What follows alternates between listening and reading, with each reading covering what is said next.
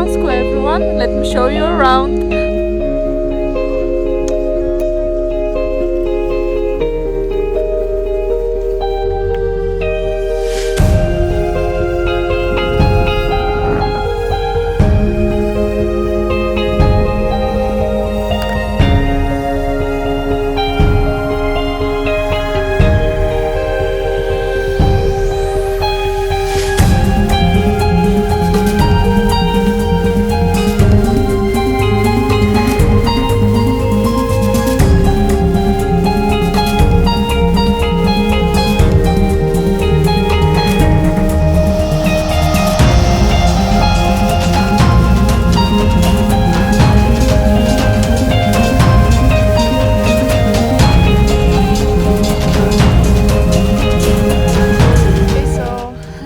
Quick update.